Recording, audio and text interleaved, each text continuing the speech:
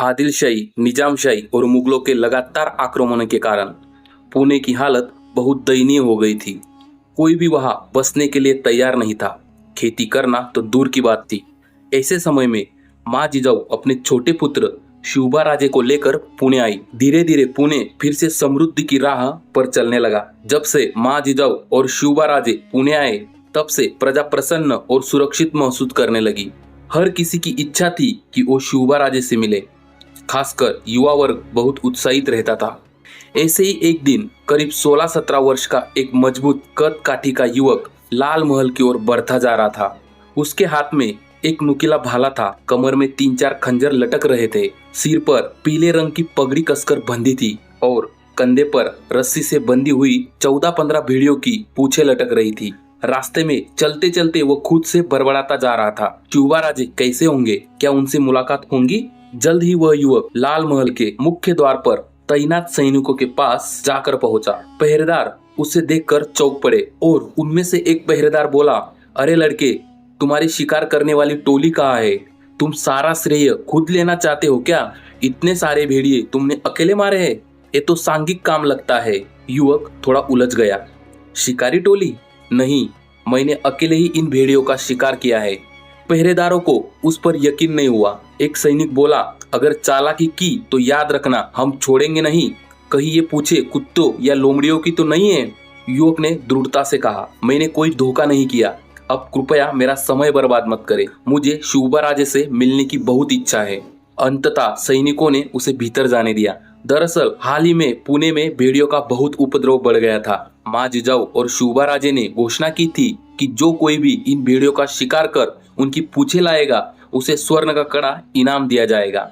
लेकिन इस युवक का उद्देश्य कुछ और था। उसे इनाम नहीं चाहिए था, उसे तो बस शिवबा राजे से मिलने की लालसा थी। महल में पूछकर उसने माँ जिजाऊ को प्रणाम किया। उस समय शिवबा राजे वहां नहीं थे।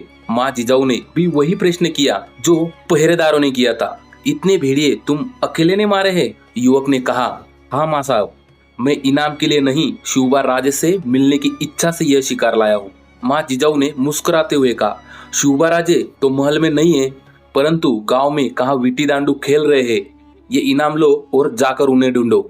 युवक ने नम्रतापूर्वक स्वर्ण कड़ा लिया, माँ जिजाऊ को फिर से प्रणाम किया और शिवबा राजे की खोज में गांव की ओर निकल पड़ा। उसने पूरे गांव में ढूंढा, लेकिन राजे दिखाई नहीं दिए। फिर उसने जंगल की राह पकड़ ली। जैसे जैसे वह आगे बढ़ा, उसे अचानक शोर सुनाई दिया, साथ ही एक मोर की आवाज भी। वह उस दिशा में बढ़ा और देखा कुछ बालक विट्टी डांडू खेल रहे थे। उसकी दृष्टि एक लड़के पर जाकर टिक गई। वही थे शिवबा राजे। तुम कौन हो? शिवबा राजे ने पूछा। मैं बहरजी नाइक। मैंने बहुत से भेड़ियों का शिकार किया और माँ जिजाऊ को उनकी पूंछें सौंप दी। उन्होंने मुझे स्वर्ण कड़ा दिया है। शिवबा ने उसकी बहादुरी और बुद्धिमत्ता को भांप लिया। बहरजी ने पूछा, क्या मैं आपके साथ खेल सकता हूँ? राजे ने मुस्कुराकर कहा, क्या क्या आता है तुम्हें?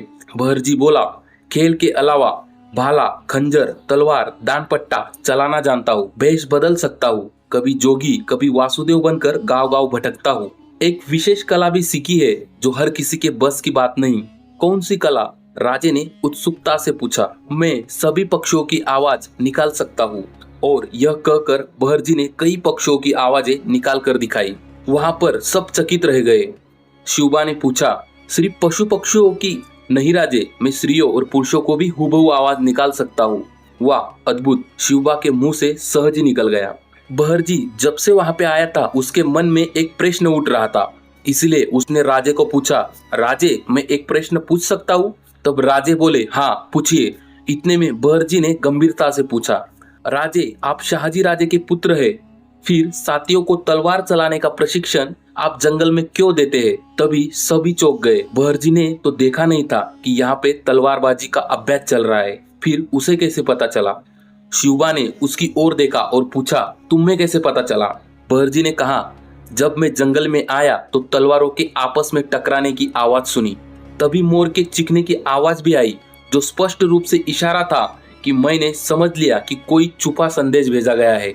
जब मैं यहाँ पहुंचा तो आपने तलवारें छुपा दी और खेलने लग गए। एक युवक ने पूछा, पर तुम्हें कैसे पता वो मोर की ही आवाज थी? शिवबा ने भी उत्सुकता से उसकी ओर देखा।